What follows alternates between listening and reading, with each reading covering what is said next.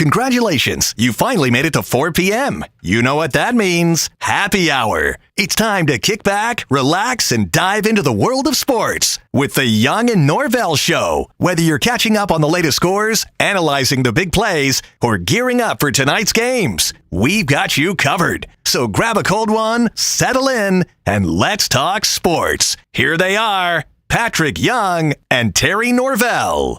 All right, I think we've got a game in the books. Well, sorta. We have a game in the books to talk about as we welcome you to a August 11th, a Monday, August 11th edition of the Young and Norvelle Show. As we will, we'll do it till about 6 p.m. today, as we do every weekday here on Action Sports Jags. Hope to hear from Patrick Young in a little bit. Obviously, I'm sure he took in the ball game on over the weekend, as I did, as you did, as most everybody did. Just about everybody has now played. Everybody played over the weekend, Saturday or Sunday. So preseason NFL football off and running. I'll give you my thoughts on what I saw, and we'll go around the room. Casey, I'm sure, has a lot to talk about regarding the game. Patrick, we'll even get, I think, our buddy Mike Freed will join us. We'll take it out of bounds, have some fun on a Monday, let him talk a little bit about what he saw, and also Brent Beaird. We'll talk a lot of college football with Brent Beaird, but Brent obviously will weigh in on the Jaguars and what he saw. We'll get into some Major League Baseball as we now are down to 7 weekends coming up. We've got 7 coming up. So we are coming up on 120 games played. They play, 162. So we are coming up on really the final quarter, I guess it is, if you really want to break it down. Final quarter of baseball. And some real movement in Major League Baseball. The standings have changed, I think, quickly. And I check them every day, but we'll go over some Major League Baseball standings.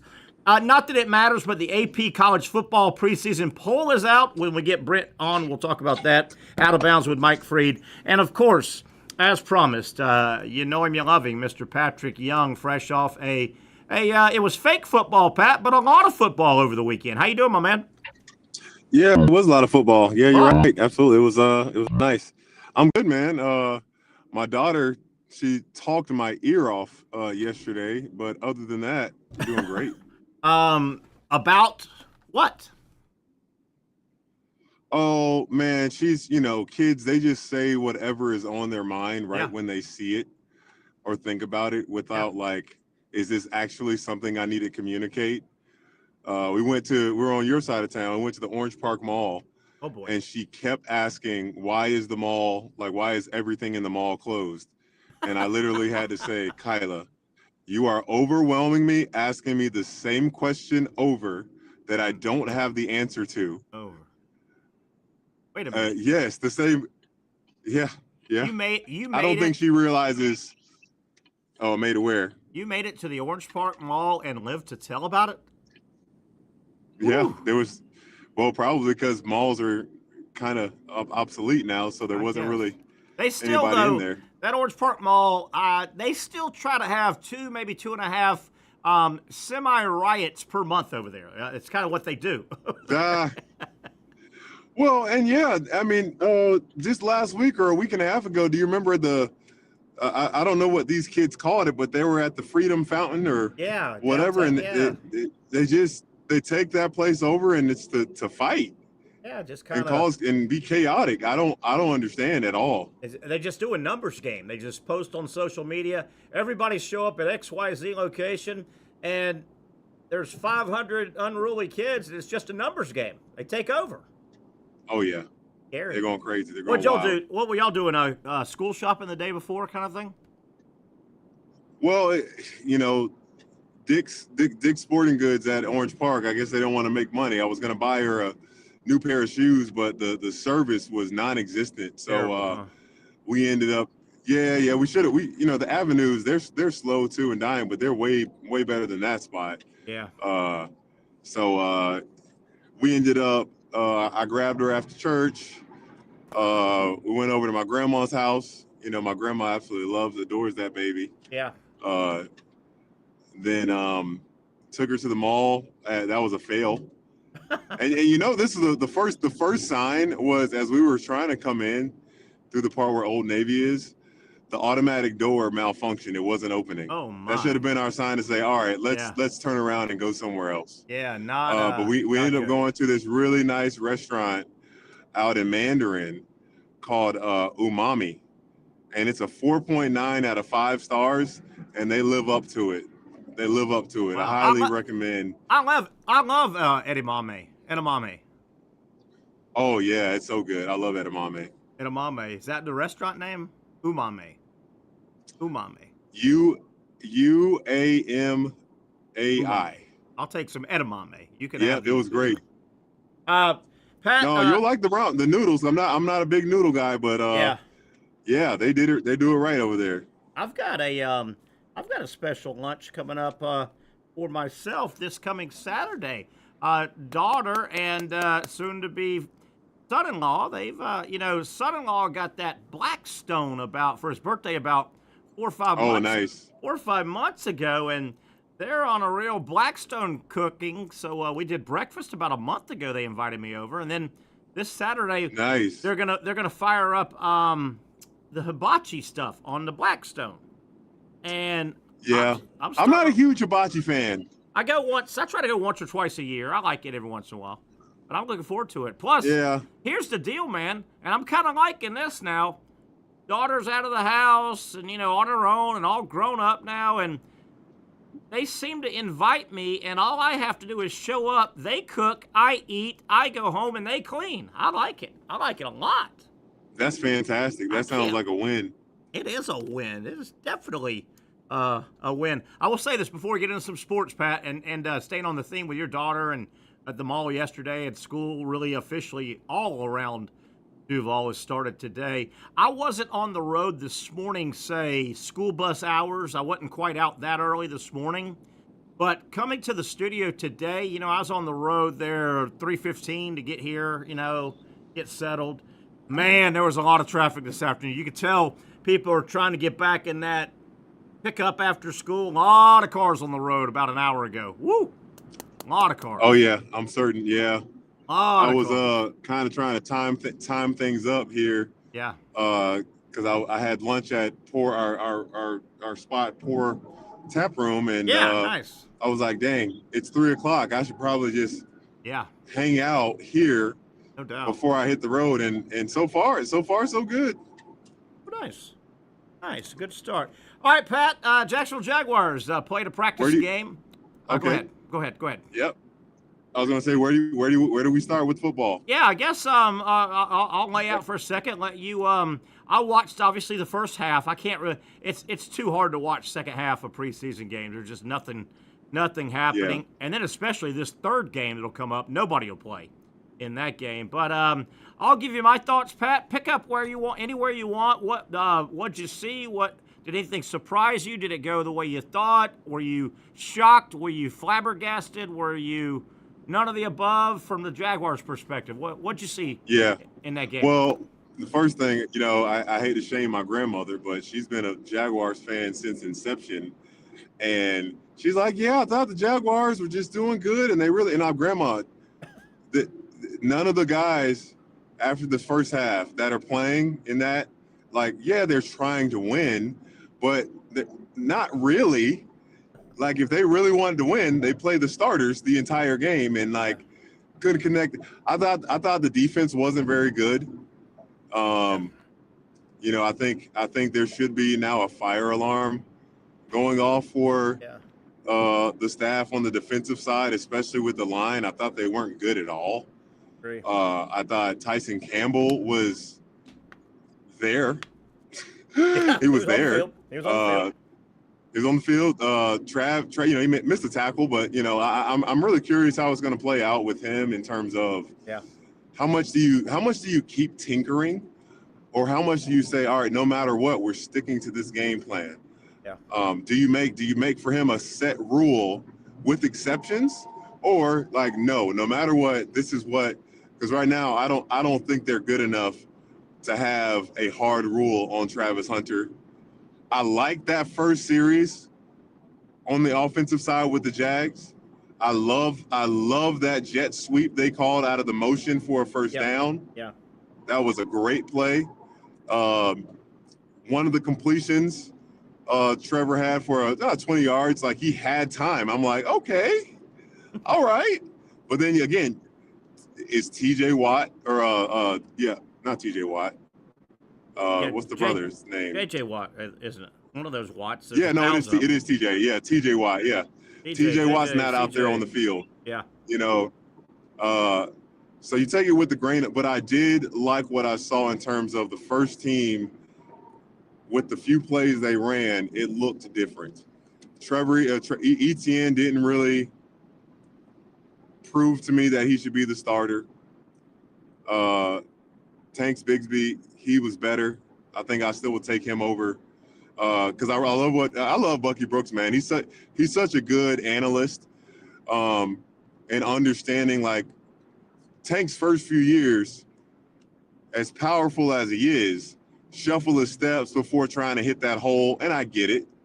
You want to hit the hole, but he looked more so. I'm going full speed.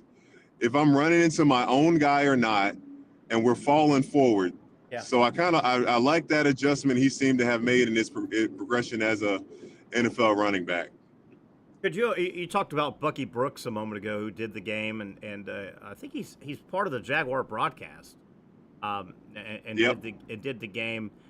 Thank God Bucky Brooks doesn't call basketball, because I was listening to Bucky. Yeah. You know, he's got a unique voice. He's got that. You feel like he's got something caught and he needs to cough it up in his voice every time you hear him talk. Yeah, and it's not as bad as RFK.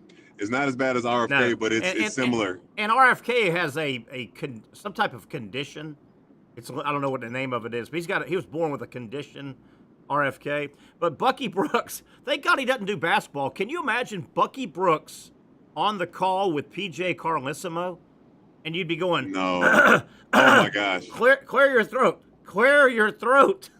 You have to clear your throat. He'd be getting stampede. It'd be a stampede by the play-by-play guy. Like he would never get his points in. Oh, clear your throat. My thoughts on the Jaguars this weekend on, what was that, Saturday night? I thought that was pretty much what I thought I was going to see. You know my stance. I don't think the Jaguars are very good. And I thought that's what I saw Saturday. Jaguars 1s opened up the game on offense against the Steelers 2s. Steelers 2s against the Jaguars 1s on defense. That's kind of what I thought I was going to see. They weren't very good last year. I don't think they did much to help themselves this year. And, you know, I'm a broken record. I hope I'm eating my words. I hope people are bringing me spoonfuls of words all fall and all winter. But I think they're up against it here, the Jaguars, for the next couple of years, because I just don't think they're very good. And because of what they did with the draft, I don't think they've got a way to fix it for a couple of years. They mortgaged their future. But no, I thought that was about what I thought I was going to see. Well, I would say this. You got to compare them around the league, right? We can look at them against themselves, but look, the Cincinnati Bengals, they started their guys in the first quarter, and they looked excellent. Getting Chase, Burrow, the tight ends, their line, and again, maybe they were going against another team's twos, but my goodness, the fluidity and the level of play. And again, still preseason, but football players, when they're on the field, they're trying to play. They're not in there thinking, oh, this game doesn't matter. That's on the coaches. That's as the coaches are making substitutions and taking guys out, even if they know this player is better. That's just how it works. So I look at how the Bengals played, and they looked incredible in that first few drives on the offensive side. And then you look at the Jags, and you're like, okay, it looks like there's progress, I think. But compared to them, it looks like the Bengals are on a whole nother level, which we already know that if you have the eyeball test. Right. And the Jags got a long way to go to catch up. I also thought, and we started getting this out. I think it was either Thursday or Friday of last week. We started getting this out when both teams, the Jaguars and the Steelers, pretty much made their announcements. The Jaguars said, "Hey, we're going to play all of our players," and the Steelers actually released a list. I mean, they played none of their starters. Basically, I mean, it was 20 deep, and it was all-star names, right? All the all-stars for Pittsburgh. Nobody played. I thought when that happened late last week, that put a little bit of the pressure on the Jaguars because we all knew then that Pittsburgh was running their twos out on offense and defense, and then their threes. And we then also knew the Jaguars were going to run a lot of their frontline guys. So the pressure, I thought, was on the Jaguars to look better than the Steelers, and they didn't. Right. And no, they sure did. And I don't know if that was a Mike Tomlin thing but I don't know. And you mentioned, man, Mason Rudolph looked pretty good. He looked pretty good out there. He did, didn't he? Yeah, Mason Rudolph had some solid throws, some solid plays. So maybe the Jaguars' offensive approach is going to change a little bit, Pat. Maybe they're going to say, hey, when we have the ball on offense, if we touch our own 40-yard line, send in the field goal team immediately. Yeah. Immediately. Send it in. Just get to our own 40. Can you believe it? 46 or whatever. And I text you immediately. I text you immediately. I said, that's the best player. Cam Little.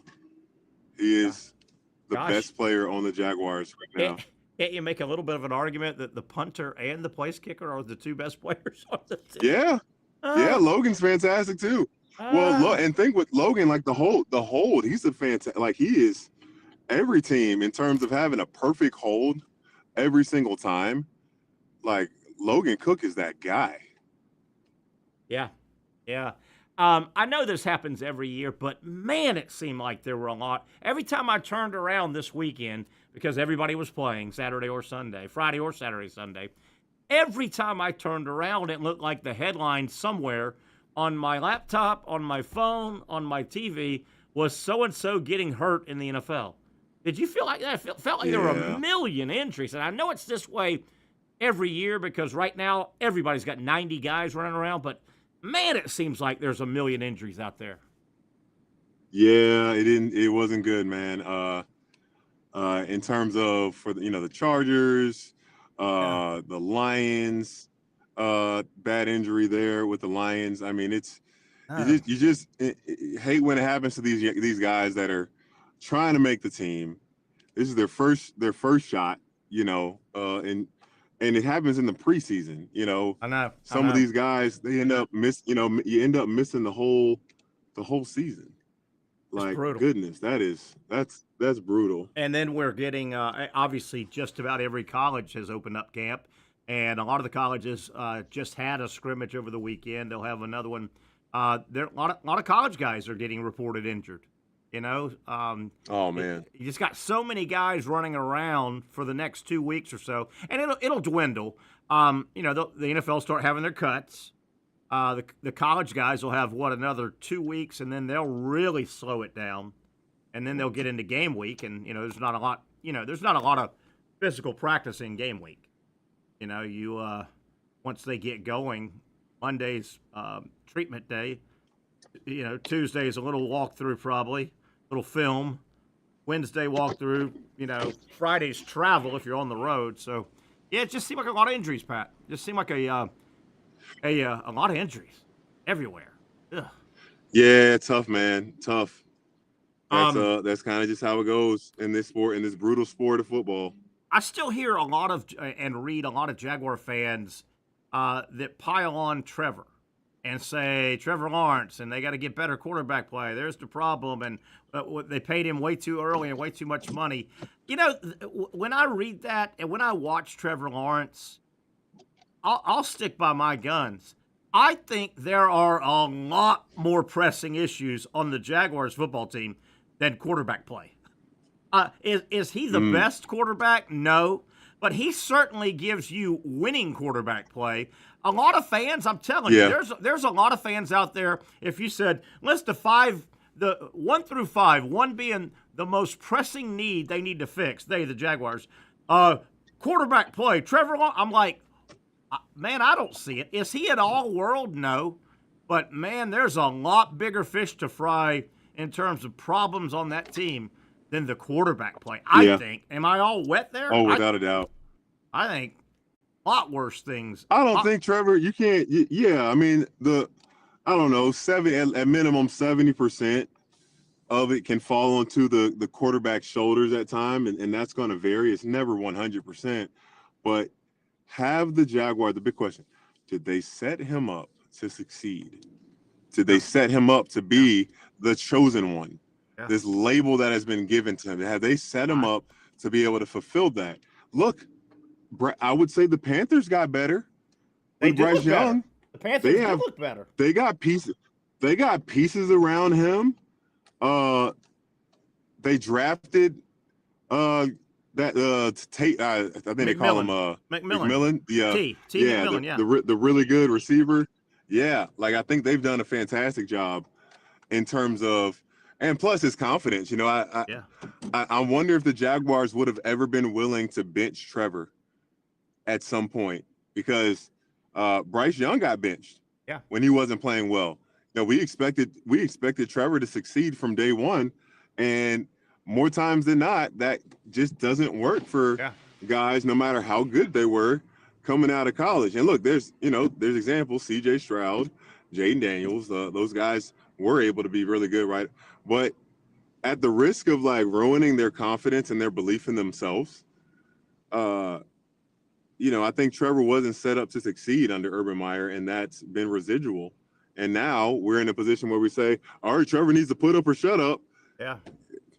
At the end of the day, it's business, Terry. He does need to perform better. Yeah, he's had a terrible supporting cast around him, I think. They haven't been real good. By the way, we got off the air on Friday, when we wrapped up Friday here on the show. I drove and I went straight to a sports bar, not a sports bar place, kind of, and met a buddy of mine. And I watched basically the entire first half and had a good view. Friday night was Carolina and the Browns, right? Carolina and Cleveland. Yep. And and you brought it up a minute ago, but and I know it's preseason. Carolina's much better. They didn't look bad. They didn't look bad at all. And you mentioned McMillan, the receiver, the 6'4", 6'5" receiver. The Panthers took, and that was a guy the Jaguars looked at hard. They really gave him a hard look. He's a nice player. They got Xavier Legette on the other side. He's an 80-catch guy. This McMillan made a couple nice catches. Bryce Young, as you said, Patrick, he looks better. Where I'm going is that opener with Carolina 8 months ago, it's Carolina. I'll tell you now, that's going to be a pretty good. That may be one of the better games of opening weekend. Two well-matched teams. People that have got a W already in for the Jaguars, they might want to watch Carolina a little more. I know, right? Yeah, don't do it. Yeah. I honestly don't believe in doing that right in the wins down before. Yeah. I think all these games with the Jags especially. But yeah, those teams on the schedule that have the history of, at least last year they were really good. I'm like, yeah, right. They're really going to have to show me something before I agree. Yeah. I agree. I guess I'm a softie, but sitting in that stadium 2 years ago and I've referenced this a million times, that 2 years ago Panther team that came through Jacksonville about week 15, it was late in the season. God, they were terrible. Oh, they were terrible. Was the worst. That was one of the worst football teams I've ever seen. I'm right with you. And I sat in that press. I felt sorry for Bryce Young. And all I could think of is, think about Bryce Young. He was a star at a great high school. He went to Alafrick and Bama. And then all of a sudden he was on that team in the pros. I almost got a sweet spot for I kind of want a little bit of good to happen to him. And man, that was a bad football team. They were terrible. That was a bad football team, man. Woo. They were really bad. As we go to break, speaking of injuries, I hope this is not too bad, but the Super Bowl champion Eagles, Landon Dickerson, meniscus injury. I'm not so sure if they know how bad it is. He's former Seminole and former Alabama Crimson Tide, but he's a big player on that line for the Eagles. Dickerson thought to have suffered a meniscus injury, right knee. And if we know anything from Dr. Bates, Patrick, meniscus, if you got to have something in the knee, you want to have the meniscus, don't you? You got a better chance, depending on how bad it is, Yeah. to come back and play.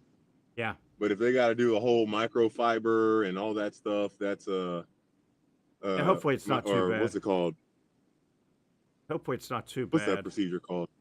I can't remember. Yeah, I can't either. But we'll keep an eye on that. We got a lot, unfortunately, of injury stuff to talk with Dr. Bates from Southeast Orthopedic Specialist on Wednesday. All right, Pat, let's take first break. We got a lot to get to. We'll keep the Jaguars-Steeler talk going, to good, to bad, to ugly. We'll get some opinions. Hopefully we'll have Mike Freed have some fun, take it out of bounds. The lighter side of sports. Brent Beaird will join us. The AP college football poll is out. We had the coaches poll a week or so ago, the AP poll. The polls really don't matter now at all, really, as we have a playoff system. But I think the human factor of choosing teams in the playoff, I think the poll does still sway some of those voters. We'll talk, and there are some differences from the coaches poll 2 weeks ago and the AP poll today. We'll go over that and a lot of Major League Baseball. Boy, the focus is starting to come into play in Major League Baseball. Some programs, some organizations playing their way into postseason, and some franchises playing their way out. See the New York Yankees. That and a whole lot more. One down, a long way to go. Stay with us right here on Action Sports Jax. It is the Young Norvelle Show.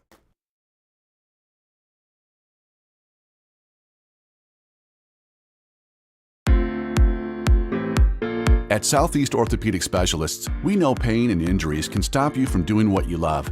This is why our board-certified orthopedic specialists offer the latest in both non-surgical and surgical treatment options and create a treatment plan tailored to your unique lifestyle and goals. So, whether it is a sports injury or that nagging pain that's keeping you from doing what you love, our team has the right treatment for you. For more information or to schedule an appointment online, visit our website. You really got to hand it to him. Hold on. The previous play is under further review. I'm not sure what he could review, but okay.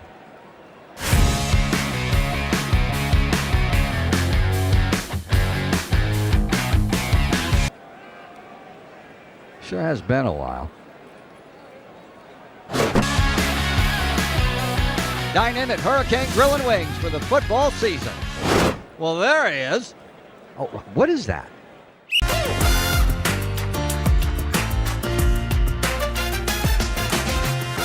Empower a future, inspire a dream. It's a bold but simple mission for the Jacksonville Police Athletic League known as Jax PAL. Help the next generation of kids in Jacksonville shape a brighter future. Their after-school programs, teenage leadership programs. There's community outreach. This has been just an awesome opportunity to be out here with my colleagues and do something good for the community. It's really been an interesting opportunity to just see everybody work together in a way that we don't normally in the office. And there's sports.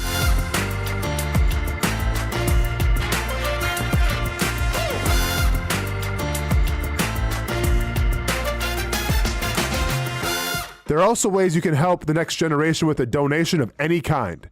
Just visit jaxpal.org to get more information. Empower a future, inspire a dream with Jax PAL.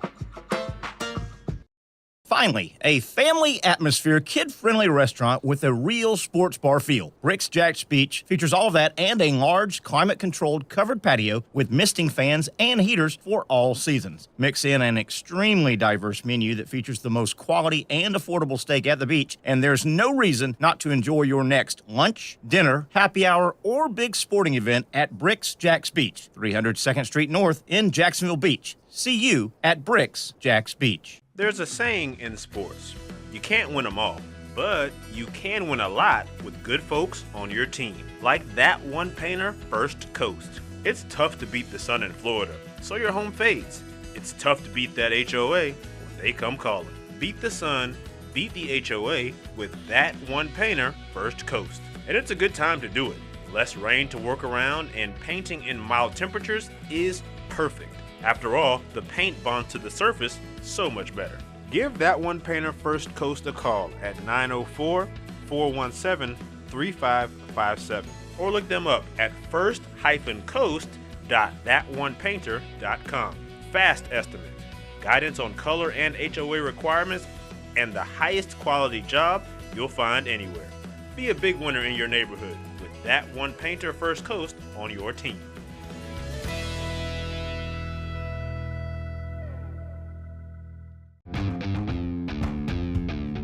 When you think sports, you think Action Sports Jacks, the official station of the Jaguars, on location for every game. But the most experienced team in town doesn't stop there. From high school football to the big events in the area, Action Sports Jacks is always on. Now, we take that to a new level. Action Sports Jacks 24/7 is around-the-clock coverage of the teams you love and the moments you can't miss. The best local sports in Jacksonville on Action Sports Jacks 24/7. Back we are. NFL football's ready to rock and roll as it's that time of year. Terry Norvelle here on a Monday. A lot to cover. We've talked a lot about the Jaguars Steelers. Jaguars get it on again Sunday, 1 o'clock at New Orleans. And then kind of a sad thing, and Pat, I think you're still there, the Saturday 7 o'clock game at Miami. That's the third and final one, right? That'll be almost a glorified just walkthrough, right? Those last preseason games. And those two teams will joint practice together down there, right? I think they're having a joint. I guess so. Yeah, they're having a joint practice. So I would rather watch the joint practice than the game, probably, because nobody will play in that final preseason game. That's just the way it always has been. So, this New Orleans game will be watchable. The third and final preseason game, I don't think will be really watchable. We'll have Mike Freed on in a little bit. We'll take it out of bounds. Brent Beaird coming up in the second hour as well. Pat, this is off stuff we teased a little bit, but I was perusing some sports stories this morning, and this was not a big deal, and I'm trying to find it. I wrote down the particulars, and I don't know, maybe you've got a theory, but it was about track and field. And it was a story about a guy, I think a guy over in Europe really had a really good triple jump, and one of the track and field events, and I don't know if it was a world record or right at it, I think it was just behind it, and the story, and I'll see if you got a theory. I'm trying to think if I have a theory. The article about this triple jump over the weekend said there are only 3 world records in track and field that have stood 30-plus years. Okay, you with me? 30 or more years. 3 events in track and field worldwide, okay? And here's the kicker, Pat. All 3 are jumping events. Yep. Not sprinting or running or distance or throwing. They're all 3, the high jump, the long jump, and the triple jump, all have world records that have stood 30 or more years. If we've evolved speed-wise, and obviously we have, and technology has helped our speed, and if we've evolved weightlifting-wise, and I think we have, records go broken all the time, throwing events, discus, shot put, javelin, all those go down. Why jumping? Why are the jumping events kind of stuck in the mud? I wonder why. I have no idea. I think it falls into what you said about when I was like, do you think Hank Aaron back then would have been able to play? And you said talent is talent. Yeah. Like across, and maybe these 3 men or women, like, they literally were the best ever, and it's interesting. There are a lot of Florida Gator athletes that have made it into the Olympics with long jump and triple jump, and they won gold medals, 1 silver, 1 bronze, but no one's come close to the Olympic record, the world record. And I'm going to throw this out. It just kind of hit me. Could basketball have something to do with it? The world started taking up basketball heavy 30, 40 years ago. Are the leapers, are the jumpers leaning toward basketball more than high jump, long jump? I don't know. I don't know. Could I mean, you can make that same argument with soccer. Yeah, maybe. Most of the like we don't have. Yeah. For the most part, our sport, our athletes, kids here, they have so many options. Yeah. And primarily in a lot of countries, soccer is the first thing and the only thing that's available. Or it's just like you're an outlier. You're not really in with everyone else if you love playing basketball over soccer. So that's a potential thing as well. Yeah, I thought it was really unique that those sports, the jumping sports, have held, and just about every other sport within 30 years, we just kind of evolve, and it may be we train, we have better training, we have better approaches, we have better science. There's the physical training, the scientific training, I think. But that really got me. I was like, wow, that's unique. What is the long jump record? Gosh, I don't know. It is. I think Mike Powell still has it. The long jump, it stood for years. Bob Beeman in the 68 Olympics, I think he obliterated it, and that sucker stood for years. And if you remember right, or you may have been too young, Carl Lewis, who was a multi-sport, multi-event guy, he won like 4 golds. Crazy athlete. He won the 100 in the Olympics. The long jump was his, and he chased that thing. And if I remember right, Carl Lewis chased Bob Beeman for years, and damned if Mike Powell didn't swoop in there and take it. Dang. Yeah. Now Lewis won about 4 gold medals in the 4x100 he anchored, and the 100 meters and the long jump, and God, he was a great athlete. Big time athlete was Carl Lewis. Pat, we're going to get into this with Brent Beaird, but I want to throw a few things out in case you're not on with us, depending on in hour number 2. College football, news and notes. Did you see who's rattling the old hen house talking about getting back in it, coach-wise? Jimbo Fisher. Jimbo's reared his head. Yeah. I didn't think when he retired at A&M, got fired, retired, whatever, took the buyout, I didn't think he was done. Jimbo, and he's lobbying. I don't know if you read the article. He said, hey, man, I'm 60. I'm a young 60. I'm in shape. He said, I've got a lot going for me. He's ready to get back in it. Somebody will hire him. He won't go to a top-level program right away, but he will, if Kentucky. He'll go on the ACC. If Kentucky opens up. Kentucky would hire him. I'll tell you one thing. Jimbo Fisher will get some talent. He is a really good recruiter. And that talk fast, shuck and jive car salesman, sometime he gives off. Well, that plays to an 18-year-old kid. Yeah. That 18-year-old kid thinks he's fun. He's fast. He talks fast. He goes fast. Jimbo will recruit. He'll find a job if he wants to get back in it. He's doing TV this year. He's on the ACC network. Did you know that? Uh-huh.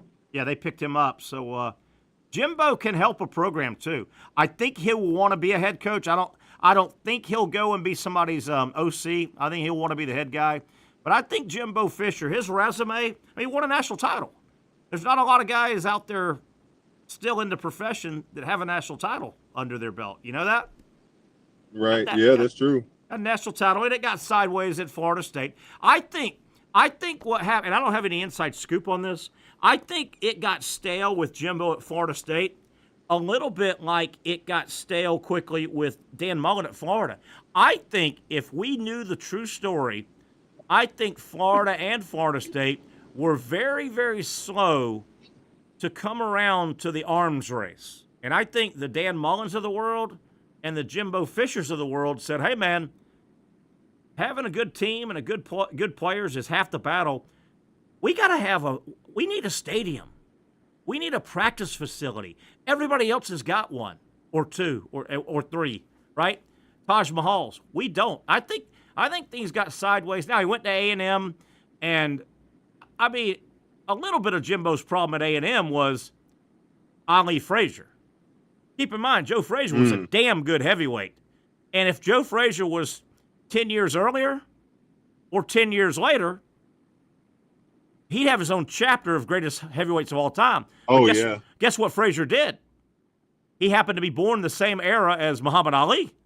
Well, Jimbo Fisher, remember, was in the SEC and the West.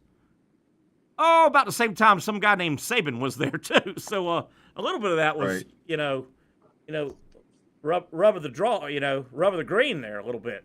So what do you think? I think Jimbo's got, if he finds the right job, he could elevate the right program 5, 7, 8 years, and I think it'd be a win-win-win all the way around. Yeah, I think so. I could see him going to a Kentucky level.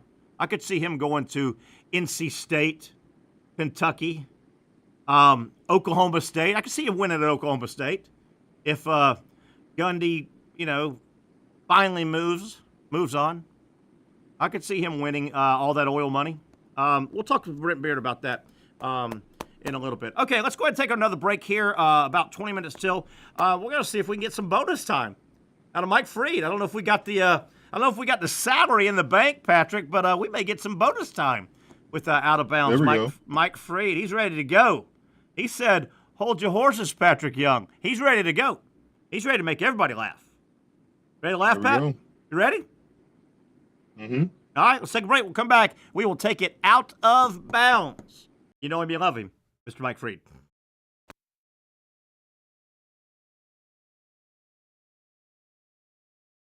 You really got to hand it to him.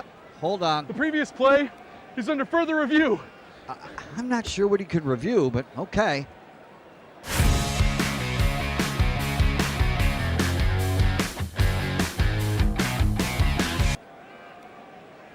Sure has been a while.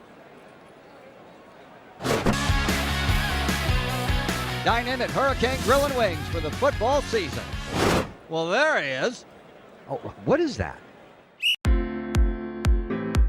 At Southeast Orthopedic Specialists, we know pain and injuries can stop you from doing what you love.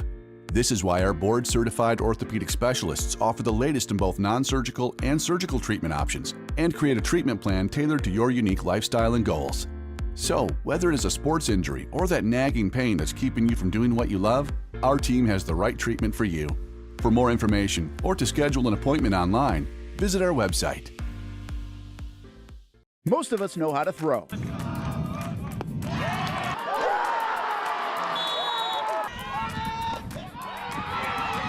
But you need to know what to throw. I'm not talking about footballs, baseballs, softballs. We're talking about those items you need to recycle. Republic Services explains it easy. Recycling simplified. 1. Know what to throw. When in doubt, throw it out. 2. Empty, clean, and dry those materials. It takes an extra minute, but it makes a big difference. And 3. Don't bag it. This makes the recycling process faster and more efficient. This is a look at the Republic Services North Florida Recycling Center. You can make this process even more efficient. By utilizing those 3 steps, Republic Services can help you become a better recycler in your home.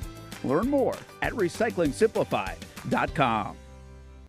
Finally, a family atmosphere, kid-friendly restaurant with a real sports bar feel. Bricks Jack's Beach features all of that and a large, climate-controlled covered patio with misting fans and heaters for all seasons. Mix in an extremely diverse menu that features the most quality and affordable steak at the beach, and there's no reason not to enjoy your next lunch, dinner, happy hour, or big sporting event at Bricks Jack's Beach, 300 2nd Street North in Jacksonville Beach. See you at Bricks Jack's Beach. Baker's Sports. It's a hometown business filled with hometown people trying to make you feel right at home. Chris Conley, Jacksonville University. Walker Wright, class of 2018, West Nassau High School. Michael Young, Fletcher High School. Baker's Sports started in a grassroots way and now outfits much of the Southeast. Will Olive, Mandarin High School. Go Stangs. High school sports, travel sports, youth sports of all kinds. They are a one-stop shop carrying Nike, Adidas, Under Armour brands, and more.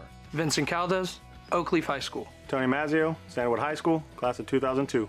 Samuel Coffrin, Paxton School for Advanced Studies. Whether it's sports teams on the field or it's your team in the workplace, like our Action Sports Jacks team, and community events like the Dream 18 Golf Tournament, and many others. Cole Tilley, Hilliard High School. Reagan Webb, Eagles View Academy. Look good, feel good, play good with Baker Sports. Custom sports apparel since 1997. Shop with the hometown team at bakersport.com. The rhythm of my heart is beating like a drum, with we armada rolling off our tongues. Never will we roam, for we know our place is home. Where the ocean meets the skies, we be sailing. Where the ocean meets the skies, we be sailing.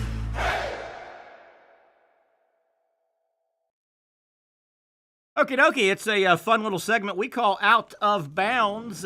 We don't stop talking just general sports, but there's always some funny stuff that happens in and around the world of sports. How about that Wayback Machine? Right there, that's Miss Pac-Man. I was wondering what that was. Yeah, Miss Pac-Man right there, original. I see. How many quarters did you feed in that thing over the years? I did not do Miss Pac-Man. I was more of a Galaga or a Joust. Yeah. A little bit of Asteroids kind of guy. I'll tell you, though, in our day, though, hey, Pat, and Mike and I, in our day, Mike, yes, you couldn't go to a Pizza Hut or any public whatever without a couple games. Yeah, the little table games, too, where you could sit down and play, and you could eat pizza on top of it. Mom and Dad over in the corner, the 8-year-old just feeding quarters into Galaga or whatever it was, you said? I would like to get one. I was talking to my kids recently, and they were saying that the pinball games, which also are kind of cool, are horribly expensive.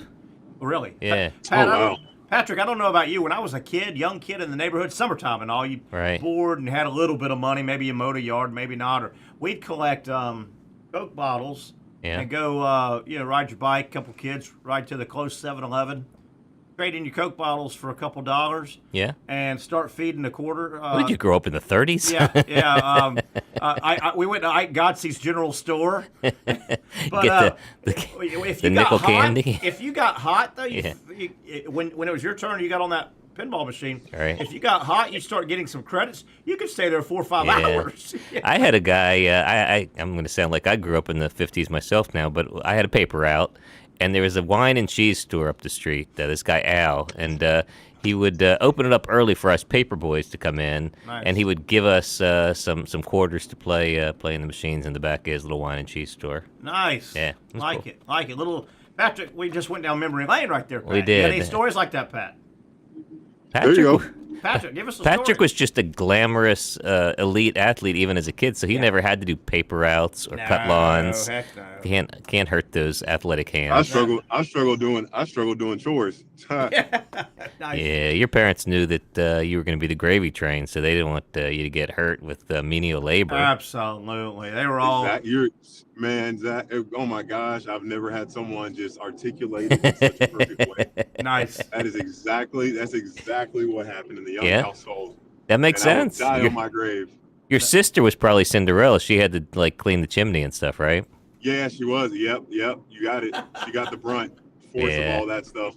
Not fair at all. All right, guys, let's take it out of bounds. I think we've actually got a couple of visuals. Yeah, we're gonna that? go to Pat. I hope you can. Will you be able to see these, Pat? I think if we play them.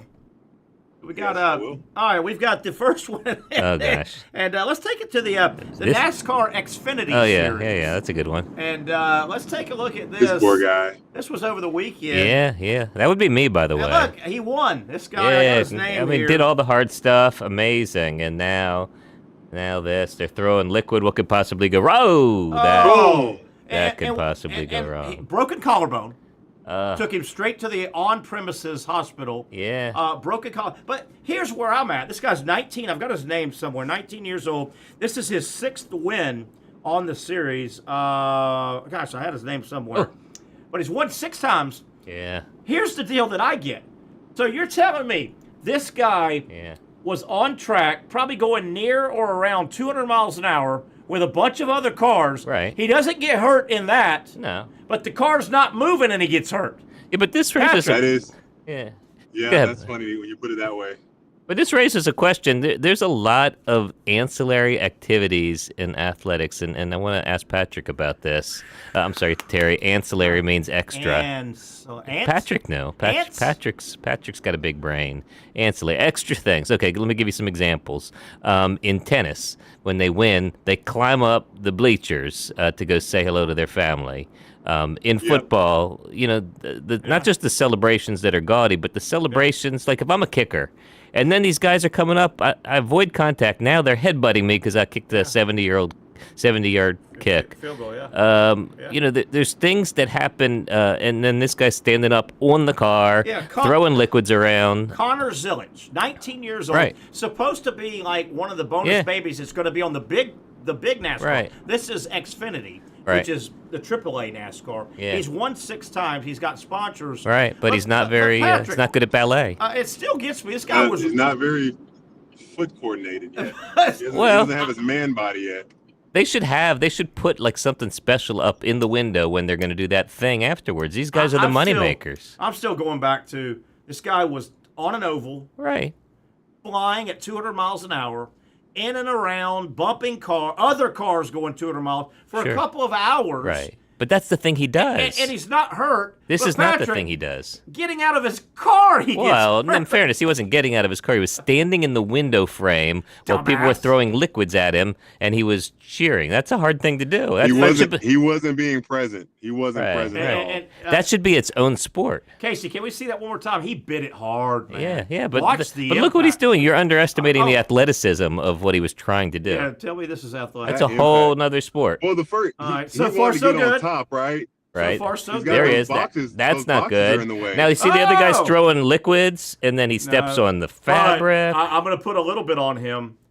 He was one leg up, one leg down, shaking his water. Hey, get sound footing first, my man. You go try that on the way out tonight. All right. No, I'm not that He dumb. didn't secure that left foot. He didn't check that left foot before he got up there and started. I'm telling you, it's the celebrations that get these guys. If I'm, their sponsors, I have exclusions on celebrations.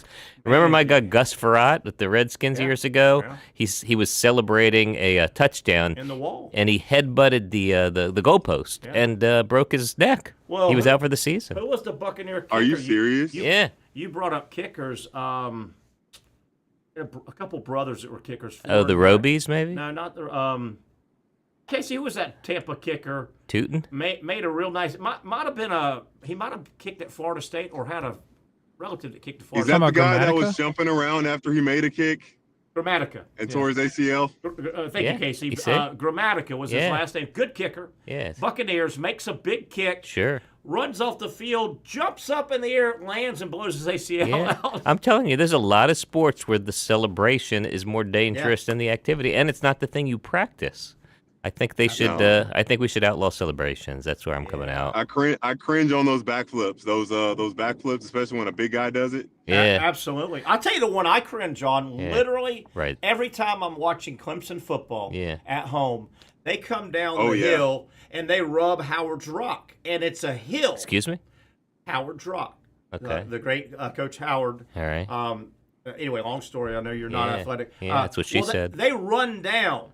Right. They take the field by running down. It's a straight drop basically at an angle, and they're running and they're jumping. Yeah. And man, every time they Pat, you know what I'm talking about. You worry they're going to blow a knee out. Somebody's players got to get hurt. Yeah. These players. I mean, basketball didn't have too many of them. I would when you guys jump up and do the chest bump thing. You ever get hurt doing that? Like, say you have a point guard and you are jumping at the same time. Like you could knock him out. No. The primary example, the best example is back in when's the first championship? 2008, Florida and Ohio State. Yeah. When the guy runs the kickback. Yeah. I wish I could remember his name for Ohio State. Ted and Ginn. they dogpiled him. Ted Ginn. They dogpiled him. And Yeah. he was out of the game for the rest of the game. Of course. Because he got injured in that celebration. It's ridiculous. The one thing I wonder about basketball, and you can comment on this, is they want to sell every seat they can. They want to sell right on the court. And so a lot of times you guys are chasing a ball out of bounds, and you got to jump over the first row or over the press table. And that's you got to risk getting injured in that from time to time, don't you? It's dangerous, yeah, for sure. Oh man, you gotta, when you get a chance, Mike, look up Shaq, videos of Shaq. Yeah. Like going to save a ball, and you see the red. That's how I know there's a God, because the Red Sea parts so quickly. Oh, I bet. Those Yeah, you don't want guys him losing. Yeah. They get out of there when Shaq looks like he's about to jump on. Oh my goodness! I would definitely get out of the way for anybody, but for Shaq in particular. Yeah, I'm trying to find. Moving on. We got a bunch of stuff to hit here. Yes, out of please. bounds.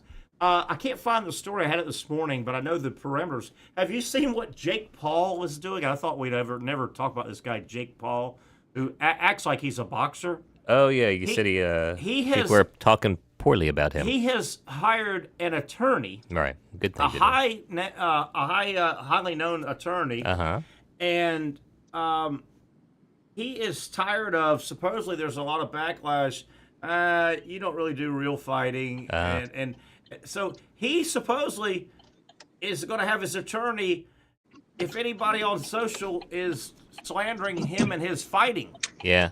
They're going to go after Just them. saying Is there a leg to stand on in that? Well, I mean, there's these things called, I think they call them slam lawsuits. I mean, our president brings some of them, you might argue. And the idea is that if you have more wherewithal than someone else, then you can file a lawsuit and, just sort of bury them. And so I don't think it's a good, obviously it's an unethical strategy. But can a person just have an opinion? And Right. Yeah.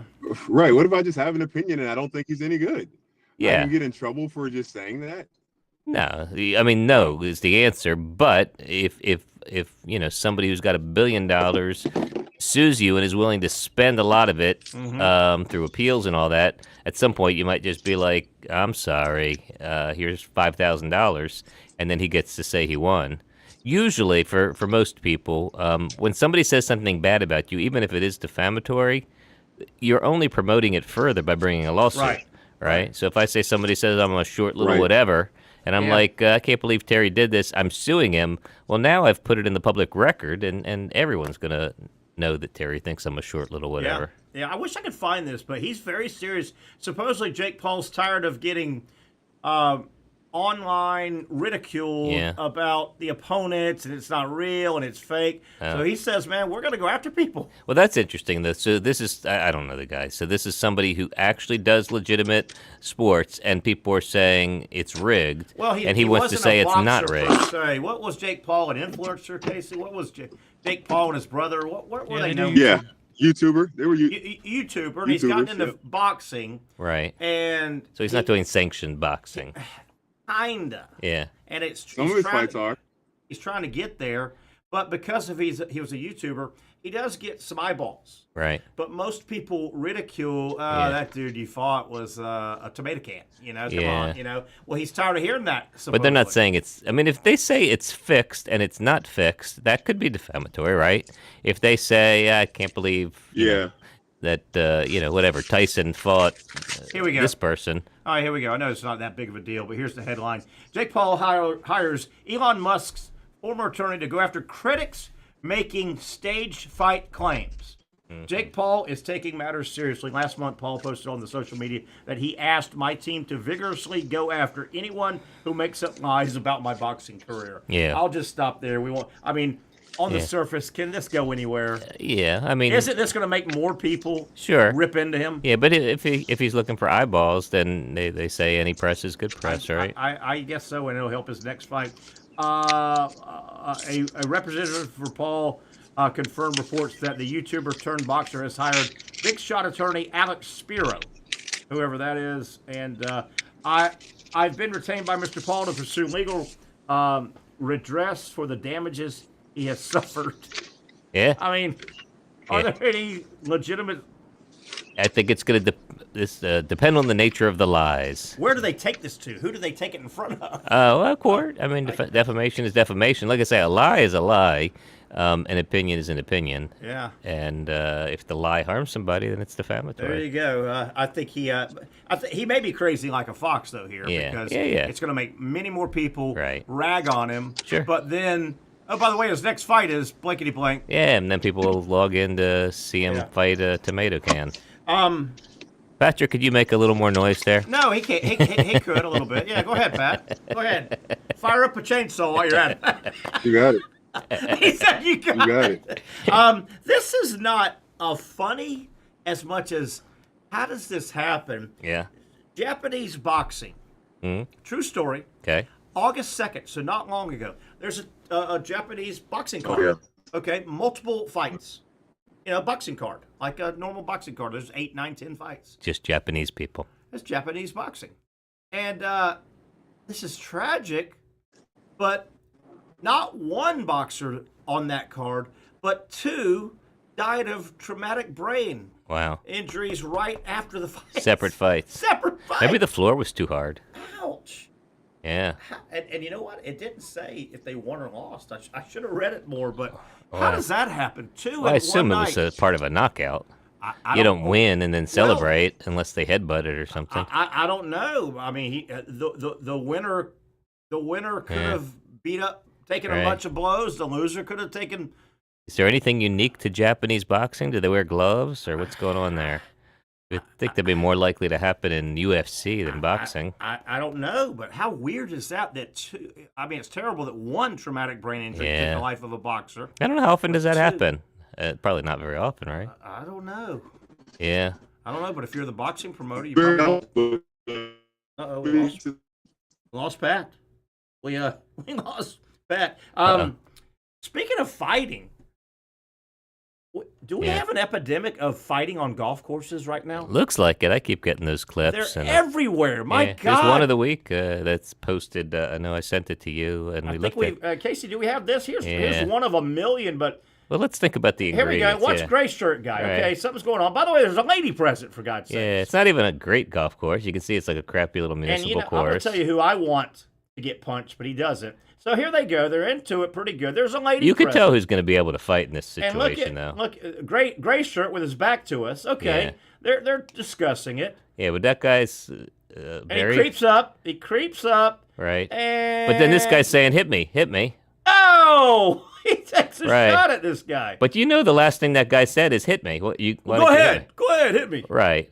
And he takes the club, and then the cameraman says, "Whoa." Now, I don't know any of these people. Yeah. But if you came to me, and Casey, can you hold it right there? Can we freeze it or no? See if we can freeze it.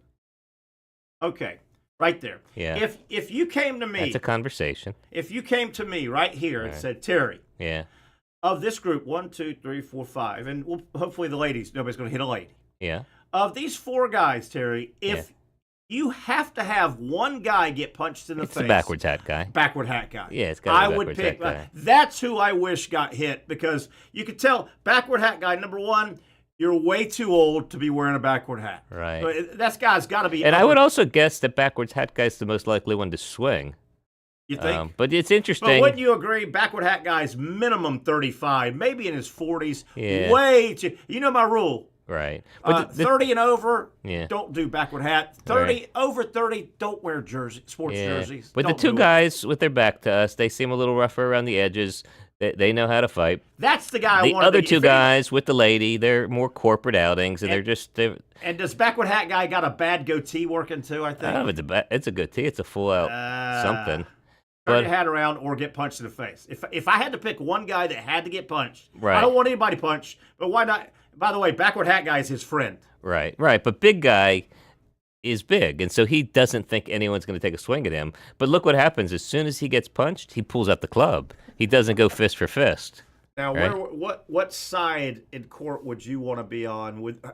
And would the video be the proving? Well, here's the thing. Do we know what do words matter in this? Words matter, and if the guy said, "Go ahead and swing at me," is it implied or actual consent? Right? I mean, was there a threat of imminent danger? Take a punch, man. Right. I mean, if he said, "I'm going to punch you," then the guy could stand his ground.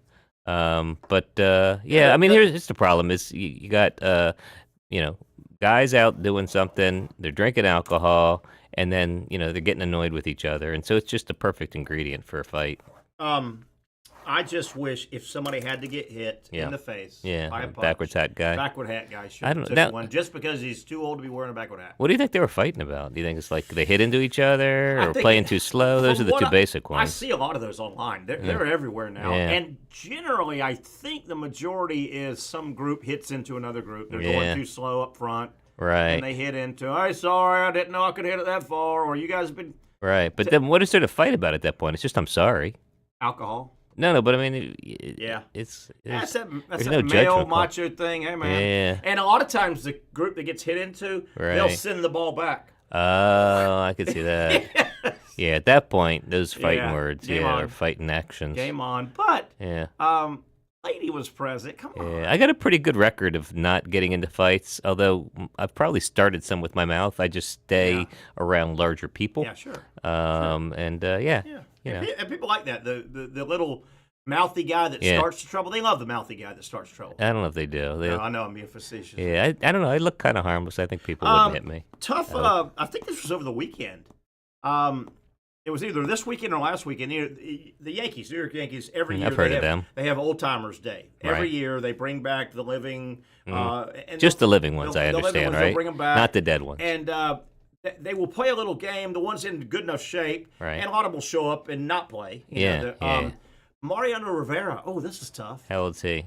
55. Okay. Okay. Retired. A young man. He pitched well into his 40s. Yeah. Hall of Famer. So of all the people, he should be in pretty good shape. Called one of, if not the greatest relief pitcher of all time. Okay. Great player. Yeah.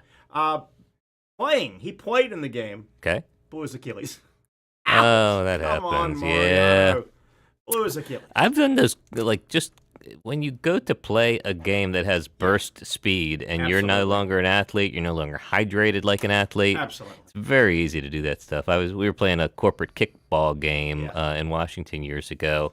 And some guy who was probably one of the more athletic people, so he was going to bring out some of his glory days. Absolutely. Kicks the ball, starts running, and blew out his Going to Achilles. show off. Yeah. First time you're not in an office setting. Right. Oh, there's cute Susie Q from accounting. Especially if you could do it before, right? Oh, absolutely. Especially if you could do it before. Yeah. But I mean, that's the classic. Men's city league softball, baseball, and the ex college baseball guy. Right. Is now playing softball or men's city league 30 and over. Yeah, but those twitch And exercises. New girlfriend. Right. On a Tuesday, honey, come on. Yep. Go and watch me play. Yep. And buddy, he's playing like it's the World Series. Or bring the kids out. Yeah, it's the World Series. I mean, the big things you can do, you can go running. That's what's good about running. But something where you do like a sudden burst and then stop and then burst again. Yeah. Those are where you Asking get hurt. for trouble. Yeah. Asking for trouble. CeeDee Lamb, really good receiver for the Cowboys. Okay. Really good receiver. Hate the Cowboys. He's Definitely hate them. He's on the Cowboys. They're playing over the weekend. He is not participating in the game. Not even dressed. No pads, no nothing, right? He's not participating. Gets a 15-yard unsportsmanlike conduct penalty.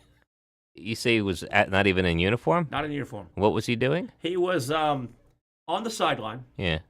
Not playing because he's injured and trying to get ready. He's a veteran. He doesn't really need to play a lot. So a couple things are wrong here. And I don't have the video, but it's out there. I was too lazy to get it. Forgot to get it. So he's watching his teammates, and they're on offense, and he's on the sideline, and there's that big white stripe. It's about 3 or 4 feet. Extra thick. That's the official's lane. Did you ever know that? Yeah, coach can sort of walk in there. Nobody's supposed to stop in there. Nobody. You can walk across it and all. Okay. Coaches, but that's for the sideline, the side judge. Make their way. To be able to run. They're running and watching, and they're backpedaling. Oh, that makes sense. It's their little yellow brick road. That's there on both sides. Okay, got it. Einstein CeeDee Lamb is not participating in the game. Right. And I guess he's looking up at the big score because he's got his back to the action. Right. Standing right in the white. Yeah. Watching the scoreboard, watching play. So he's not being obstructionist, he's just being dumb. Both. Oh, okay. He shouldn't be standing in the way. Right, but maybe. And the play is being run, and the poor side judge is flying down the sideline, smashes into him. Oh, I see. That's what he got. Okay, so it was an actual injury, actual altercation, or smashes into him. Oh yeah, I think that's. And it's dangerous for the player, for the bystander. You know, a sideline, college and pro, at that level, there are way too many people on the sideline anyway. Right. So a lot of people drift in and out, camera guys and all. Yeah. And they can get hurt. The player, the player that maybe he's a defensive guy and the offense is on the field, vice versa. But the official can get hurt. Yeah. Keep in mind, the officials a lot of times are running sideways, if you will, or backpedaling full speed. Yeah, they got to look at this, a lot of stuff. So did the official get hurt, or he did? I don't think anybody got hurt. He bumped into him, but there have been major injuries in that situation. And did the player, the non-player? I don't think C.D. Lamb, other than his ego a little bit. Yeah. So what was the unsportsmanlike? What was the consequence? Just a yardage? 15-yard penalty. No monetary penalty. Well, they shot him too. They shot him. They did. At They cut a finger off. At halftime, they shot him. Dead. Yeah. Well, that seems proportionate. Yeah, but nobody's gonna do it again. Right. I mean, that's what they're doing. The rest of the year, right? I hope. I don't know. I would do that. I've been on the sidelines before. I'm sure you have as well. And I've seen. It gets confusing. It's the where things are. I've seen. And be serious for a minute. If you're on the sideline, I don't care if it's moves so quick. You better pay attention. Yeah, even into the end zone. Pay attention because you start talking. Yeah. You start talking to somebody, and that play comes toward the sideline, and those are big, athletic, fast. It's crazy. Dudes. Yeah. And I've seen people rolled into and blown their knee. Oh, absolutely. Oh yeah, and head injuries. Plenty of times. I've been on for the pregame, and then they sort of escort you off, but it's very quick, and sometimes the game has started and you're still walking through the end zone while the kickoff is going, and I'm like, man, I hope nothing comes back this way. But you can get hurt by not, I don't want to say, sometimes you're talking to somebody, right, and that's not your domain, you're not there all the time. For some reason, maybe you're going out for halftime. Right. Your high school's getting introduced. Dog frisbee or something. Yeah, you're out there for 15 minutes because they want you on the field. Right. And you're told, pay attention now because these guys can come quick. Yep. But after about 10 minutes, you start talking and waving. Right. Somebody in the stand. Or doing a picture. Yeah, getting a picture. And all of a sudden, that sweep comes toward the sideline. Of course, the classic was that college game where the marching band lined up in the end. Is that what that was? And of course, the game was not over. Field. Yeah, and they got run into pretty good. Yeah. Yeah. Touchdown stood though. Deservedly so. One of the probably top 25 plays oddities in college football ever. Yeah, I put it up there. Remember Stanford and Stanford Cal. I didn't remember who it was, but Cal. I just remember the drummer and runs into the tuba player. The trombone guy at the end. Yeah. Yeah. Got to stay out of the way, man. How was your weekend? Did we talk about your weekend yet? Did we talk about my weekend? I did 2 comedy. I did comedy with a comedy hypnotist this weekend. That was kind of fun. Legacy Aleworks, fine brewery in town. Did you get hypnotized? Yeah, not really. I was kind of assisting him after I did my set, so I could have gotten hypnotized. I have gotten hypnotized before. You can get hypnotized just sitting there watching him. His name's Bob Lauver. You should check him out. He's quite good, and it's funny. He gets everybody doing things. He gets people like speaking languages they don't know how to speak, and it's pretty impressive. Is it real? It's definitely real. I mean, I've gone with people who have gotten hypnotized. So saying, a guy like that has that kind of power. Yeah. And he's got one of those special, I guess. No. Can that guy at a red light catch somebody's attention? And No, because it's not a power. He'll be the first to say it's about the power of suggestion, and you have to participate and allow yourself to be hypnotized in order for would that. that stand up in a court of law? What's the question? I was hypnotized. No. I mean, involuntary intoxication is a defense. By the way, did you throw anybody in jail today? No one in jail Close? yet. Not even close. Thinking I mean, you're always the closest I'm for close. me. Yeah, very close. What could you run me in on? Just obnoxiousness, general obnoxiousness. General in public obnoxiousness. Yeah, public obnoxiousness. Yeah, public obnoxication. And somewhere you could probably find somebody in an authoritative position has told me, "Hey, dumbass, just stay home. Right. Don't go out in the public. You're too dumb." Yeah, but I don't. No, that's just an opinion. No, I agree. What's going on in your life? What's up? Nothing, man. Everything's good. I'm through with everything. Make sure you got all our stuff? No, but what else? You got anything? I got comedy this Wednesday at the Comedy Zone. Got a couple other. Did you notice how traffic was tough this afternoon? A lot more cars on the road. Oh, this it's afternoon. kids' schools are Yeah. back, right? I wasn't on the road morning drive, Right. but man, it was busy out there today. Yeah, my daughter's bougie private school isn't out till Thursday. You know what's What grade? She's going into 11th grade. And they start Thursday? Yeah, you know what you get with private school? It costs you more and they give you less. They give you less days. American way. They give you more holidays. They give you more because the parents complain, and then they're like, you know what? We're going to give you extra days for ski season. We're going to give you. I was like, do I get a refund? Do I get some money back? No. That's the American way. I guess. Boy, were you I don't mean to pry, but were you Please. just a public school guy, or did you go to? I was purely. That's not prying at all. I was at public school, and I sent 3 of my kids to public school. 2 of them went Local or somewhere else? Local, St. John's for the publics. No, for you. Oh, for me, I was in Montgomery County, Maryland. But it's probably with your age and all. Mine's roughly the same. It's a good system. You probably, you have to have 180 days. The Is that school right? year is 180 days. Is that how you fit it in? I got you. But when we were young, Yeah. and summer's wrapping up now. Yeah. Remember, we had basically 3 full months Of summer. of summer. Well, what they Yeah. do now, they have so many right. days sprinkled in. Yeah. It seems like these kids have tiny summer vacation. Yeah, I don't know. Now when you're watching them, maybe you Yeah. just haven't had your kids home Yeah, for a while. it's been a while. Feels Yeah. pretty damn long to Yeah. me. No, it's not true. My daughter's older. But you and remember we went back like after Labor Day, it seems like. Well, I mean, up north you end later and you start later because of I don't know. I guess because a lot of the schools back in my day didn't have air conditioning. I can remember that. And I went to some schools that were yeah. air conditioning and they didn't have great heating either. Yeah, in so they'd there. make sure that the hottest months and the Mhm. hottest days are the ones you didn't Start have. later. Plus, we had a lot of snow days up north, and that would Yeah. skew things as well. Yeah. So I know this is fascinating for your viewers. Yeah. What the hell? This is a Get to know me. It's a real show, man. Get to know Mike We're real. Freed. We are part of people's lives. Right. There. Well, thank you. Part of people's lives. I appreciate and, that. Big cases going on? Anything? You know, the usual things. You got to travel much anymore? You went down. Remember, you went to prison not long ago. I did go down to Miami to meet a client who's in prison. I do have to go to so Miami that means next you didn't week. do a very good job at the beginning. No, there's this old saying about the portrait artist when you complain about your portrait, and the portrait artist says it's your face. Yes, So exactly. yeah, I usually get cases after the things have happened, not. And you're on the before. defense side. Yeah, but not the criminal defense side. Just businesses suing businesses. Usually. Or does it generally mediate, kind of? Yeah, but you got to sue to get to the mediation. Yeah. Interesting. Is it? Do you win a lot of those?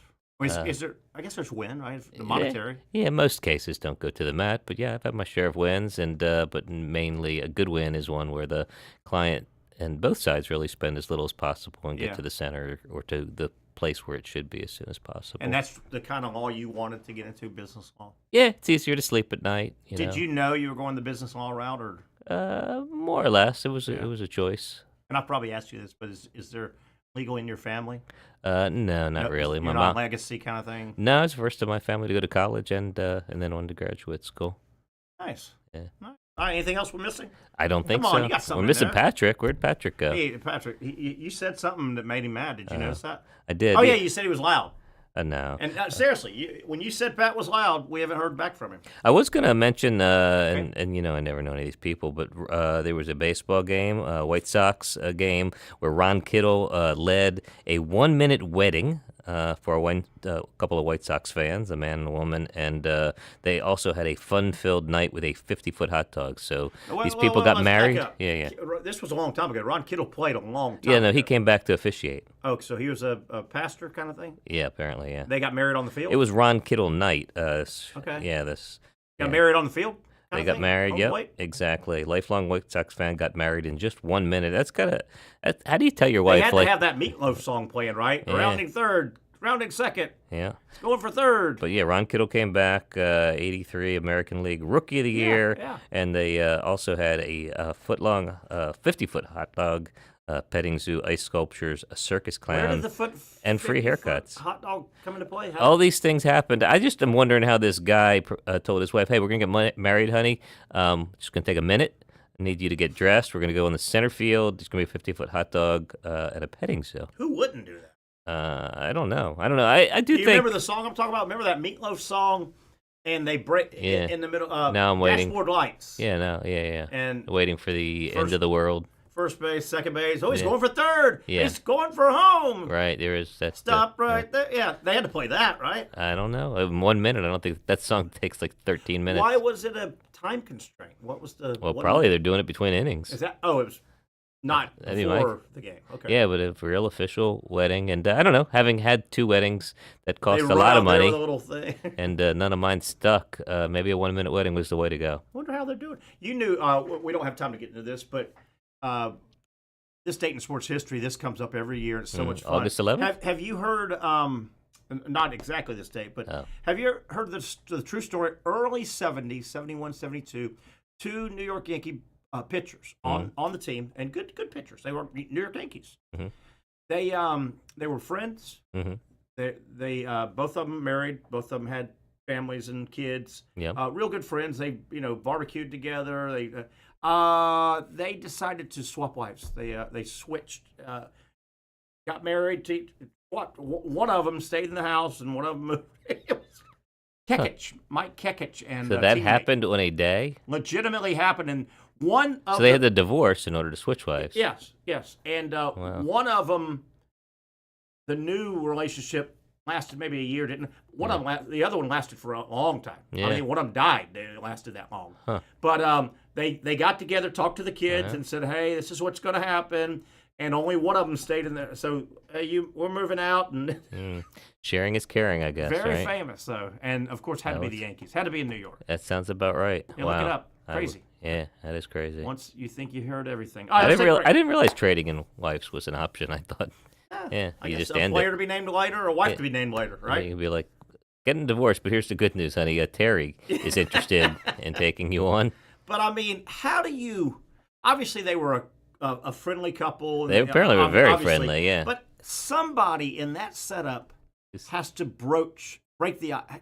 Hey, Mike. Right, who's the first one to have that conversation? What do you think about? Right. Or do you play the I was drunk? I'm guessing. Well, not for a marriage, maybe for. No, I mean if it doesn't go, if it's not accepted. Hey, Mike, just kidding. You like my? Yeah, I have a few beers and yeah, Mike. I see the way you look at my wife. You ever think you'd like to maybe marry her? Marry her? It was probably a good way to avoid alimony. Maybe. All right, let's take a break. We'll get you out of here. Brent Beaird, how's he going to follow this? How in the world will Brent Beaird? We'll try. We'll try to do it with some college football on the other side. Cruising through a Monday edition. The Young Norvelle Show continues after this quick timeout.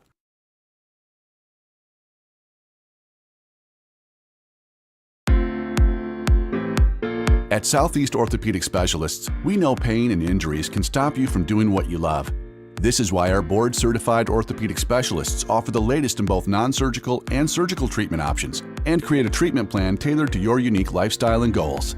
So, whether it is a sports injury or that nagging pain that's keeping you from doing what you love, our team has the right treatment for you. For more information or to schedule an appointment online, visit our website. You really got to hand it to him. Hold on. The previous play is under further review. I'm not sure what he could review, but okay.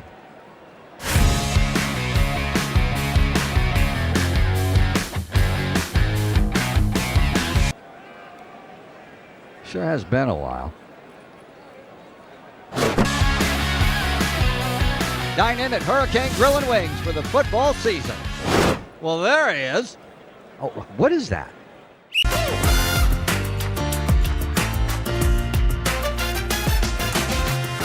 Empower a future, inspire a dream.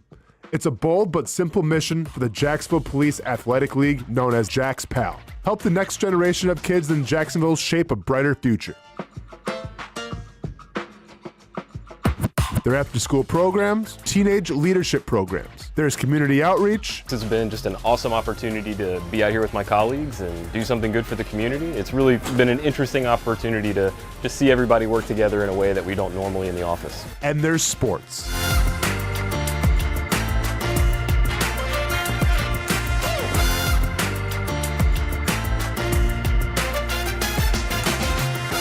There are also ways you can help the next generation with a donation of any kind. Just visit jaxpal.org to get more information. Empower a future, inspire a dream with Jack's Pal. Finally, a family atmosphere, kid-friendly restaurant with a real sports bar feel. Rick's Jack's Beach features all of that and a large, climate-controlled covered patio with misting fans and heaters for all seasons. Mix in an extremely diverse menu that features the most quality and affordable steak at the beach, and there's no reason not to enjoy your next lunch, dinner, happy hour, or big sporting event at Rick's Jack's Beach, 300 2nd Street North in Jacksonville Beach. See you at Rick's Jack's Beach. There's a saying in sports, you can't win them all, but you can win a lot with good folks on your team. Like that one painter, First Coast. It's tough to beat the sun in Florida, so your home fades. It's tough to beat that HOA when they come calling. Beat the sun, beat the HOA with that one painter, First Coast. And it's a good time to do it. Less rain to work around and painting in mild temperatures is perfect. After all, the paint bonds to the surface so much better. Give that one painter First Coast a call at 904-417-3557 or look them up at first-coast.thatonepainter.com. Fast estimate, guidance on color and HOA requirements, and the highest quality job you'll find anywhere. Be a big winner in your neighborhood with that one painter First Coast on your team.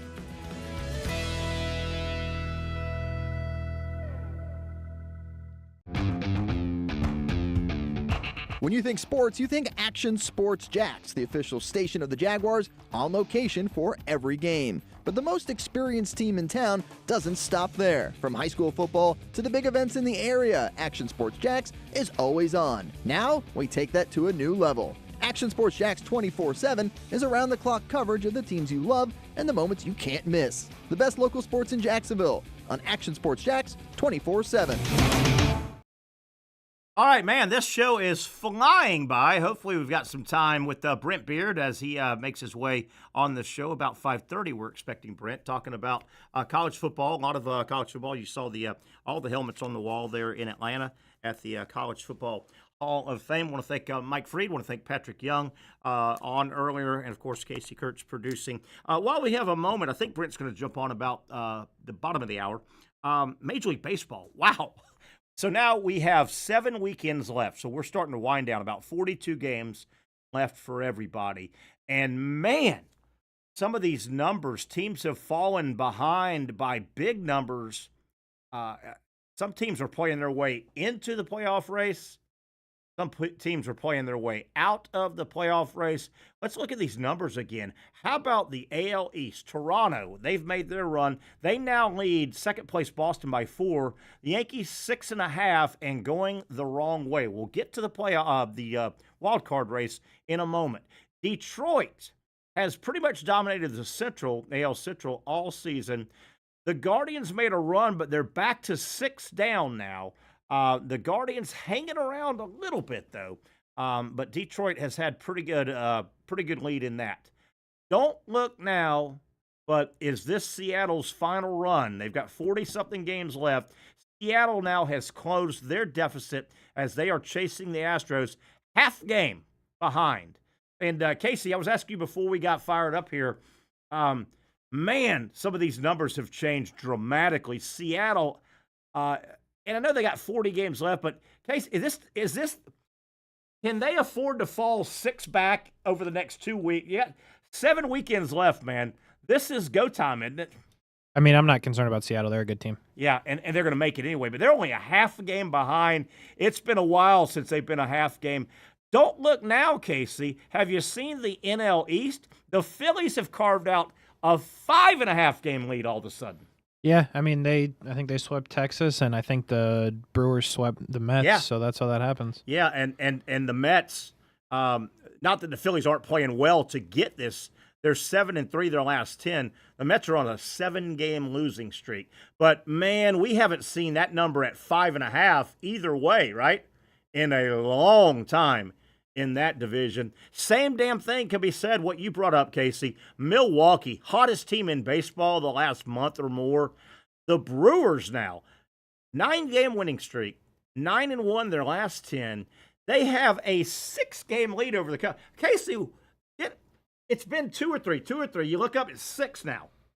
Yeah, I mean the Cubs kind of folded a little bit. Wow. I mean the Brewers are so good, but the question will be with the Brewers is, are they actually a playoff team? They're a good regular season team, Yeah. but can they be a good team in the playoffs will be the question. Man, they have 73 wins. What are they've got like four more wins than anybody. The next closest has, I think, 69, but it just looks crazy. The Cubs have been on top of that NL Central all season, it feels like. Now I look back yesterday, I go, holy cow, 6 games back. And treading water right now are the Cubs. The NL West, the Padres have closed it to 2. They are 2 behind the Dodgers. And man, are the Giants going the wrong way? They are 9, so they're done in the they're done in the division race. But man, the Giants, as we look at the wild card race now, you've got some teams playing their butts right out of the wild card. Looking at the wild card race right now in the American League, Seattle would be at the top. There's 3 wild cards in each league. Seattle would be the number 1 wild card. They've got a 3.5 game cushion, so they're fine. Boston, 2.5. The Yankees are a half game up on the Guardians, and the Yankees are going the wrong way. 3-7, their last 10. Casey, I know we got 40 games left. Are the Yankees going to be able to hold on? I think they will. They can't play this bad for another 40 games. And Cleveland's not that good, so I know. I think the 3 teams that are currently in the wild card spots are the teams that are going to get them. Okay. But I mean the Yankees in both are, leagues, you think? We'll get to the next. I feel definitely the American League. Okay. The Reds are interesting. I'm not going to lie. They won't go away. But the Reds are the Mets are the more talented team, but I don't necessarily think that means they get the spot. So you're liking Mariners, Red Sox, Yankees, and Yankees by the skin of their teeth, you think? No, I think they'll. Yeah. I think they will. By the time we get to September 23rd, I think it'll be pretty carved out. Gotcha. So, chasing the Yankees right now, Guardians half game behind that final wild card spot that the Yankees are sitting on. The Rangers 2.5. Kansas City 4. Hard to take them serious. They're 2 under 500 and 4 back. National League is real interesting as well. As we look right now, the Cubs are comfortably in as a wild card. They've got a 4.5 game cushion. San Diego, they're chasing the division. They're 3 up in the number 2 spot of the 3 wild card spots in the NL. The Mets holding on. They're a game and a half, Casey, as you said, over the Reds. St. Louis 3.5, and here are the Giants, man. They are scuffling. 4 back, 500 baseball, and they have San Diego is at San Fran for a series starting today. San Diego, if they did something crazy and swept, they could almost kick the Giants to sleep, right? Yeah, and it's not impossible. They're a better team by a lot. They're better. So San Diego, I think, is holding on. I'm sorry, San Francisco, I think they are holding on just by a thread. Your series to keep an eye on starting today, Boston at Houston. 2 good teams. That starts today. The one I just mentioned, San Diego at San Fran, and that's a big one for San Fran trying to hold on. That starts today. Tomorrow, Cubs at Toronto. Oh, boy. What a time for the Cubs to draw Toronto. Do we have a Brent, or is that Patrick? Patrick's back. That's me. That's Pat. Hey, man, what's going on? Back are you? You're back. I was listening to you a little bit on baseball, and I thought about you this weekend because I saw that ticker on the Yankees closer again. Just giving up, blowing a game. One of those guys. His last name Williams? I think so, yeah. Everybody they signed in the trade deadline has floundered, haven't they? I can't believe after you brought that to my attention and told me how egregious it was that he put him in again, that I couldn't believe he actually put him in again and the same exact result. And what was the deal, Casey? The Yankees made 3 bullpen moves, and their first appearance was a couple weeks ago. Their first appearance, they combined to give up 9, was it? Yeah, that's correct.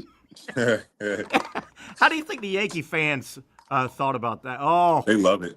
Oh, my goodness. How about the Yankees? If they were to fall out of the playoffs, it looks like the Mets are going to hold on and make the play. Oh, that's not going to make Yankee fan happy. Not going to make Yankee fan happy as the Yankees. Remember, the Yankees really were dominating there the first half.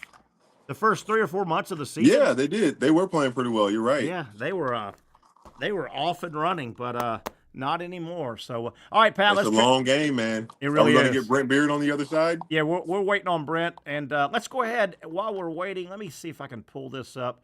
We're going to talk college football with Brent, and I want to take a look at that poll that came I got out. a quick question for you, Terry. Go ahead, my friend. Out of all the storylines in college football, which is one team you almost like, not just from a winning standpoint, or like you just can't wait to see if this team doesn't do well, the turmoil that's going to come if that were to happen? I have my answer. Texas with Arch Manning, maybe, if they were to do something stupid and lose You're 3 games. you're looking at it the wrong way, my guy. Okay, go ahead. Bill Belichick in North Carolina. If things go south, I cannot wait to see how that all unfolds. Because he's always, for the most part, been very successful, and his personality, is it really going to be enough to lead that a college program, not the pros, a college program? Good point. That is a good point. And, college football, way different than decades ago. A guy like Belichick's going to come in and say, well, I've got a – what did Charlie Weiss say that time? Well, whatever team I coordinate, we have a schematic advantage. Remember that? He said schematic advantage. Bill Belichick feels that way.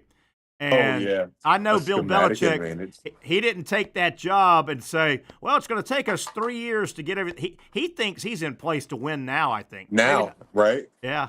That will be fun if he – imagine he goes 3-9. What's so hard? Unless this dude is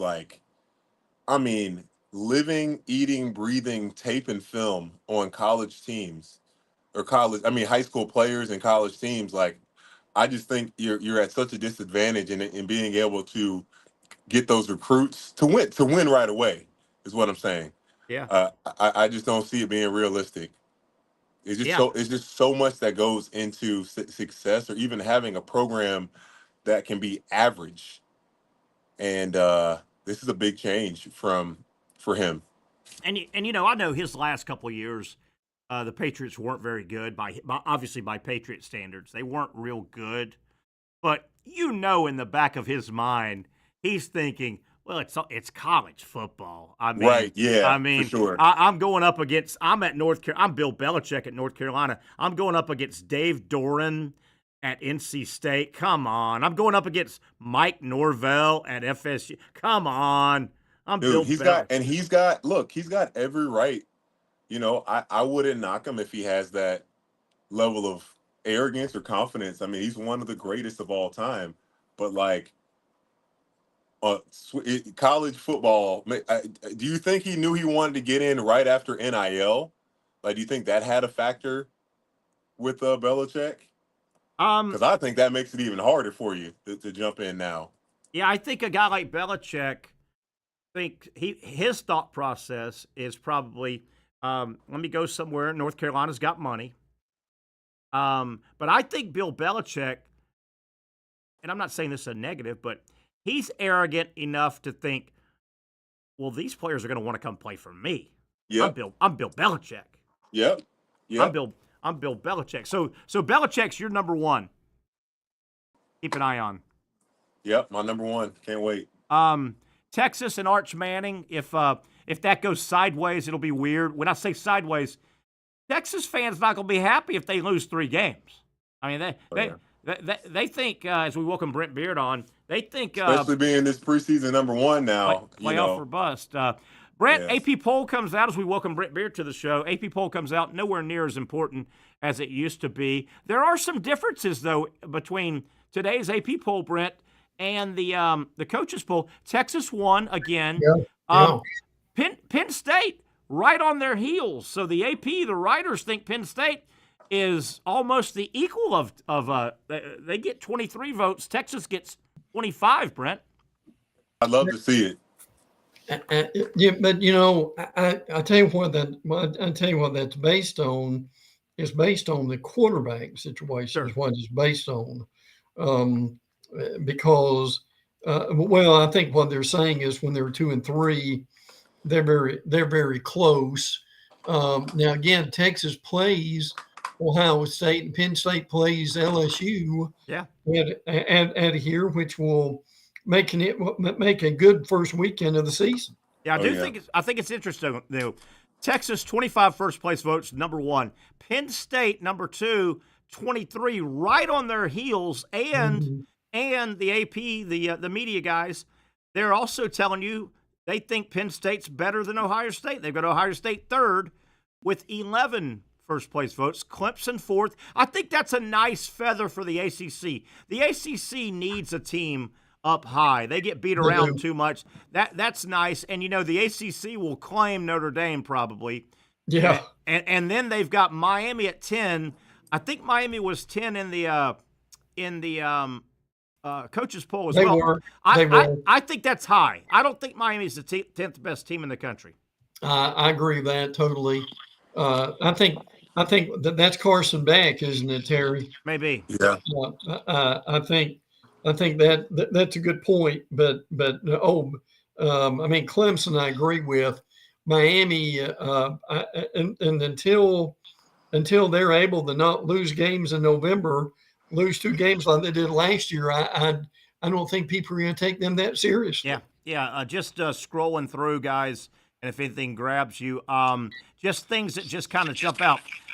South Carolina at 13 in the AP poll that just came out. Boy, that's a nice ranking for Shane Beamer, as he it looked like he wasn't going to turn that thing around a couple years ago, didn't it?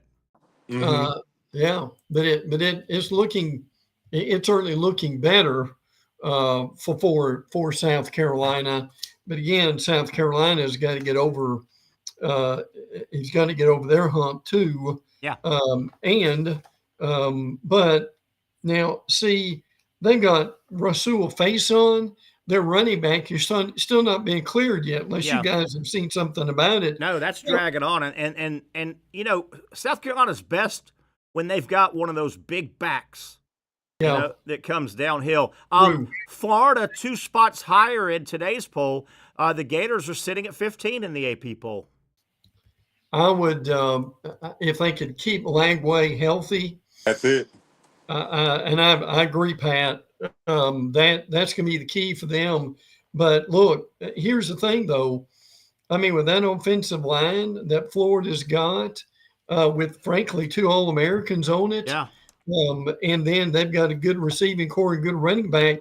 That they don't need Lagway to be a superstar every game, do they? I tell you, it has been a long time since the Florida Gator offense can legitimately, and I know different polls have different first-team All-Americans, but there's enough lists out there that have Jake Slaughter and Austin Barber as All-American offensive linemen. It's been a long time since Florida's had 2 offensive linemen that highly regarded, and that's how you win football games.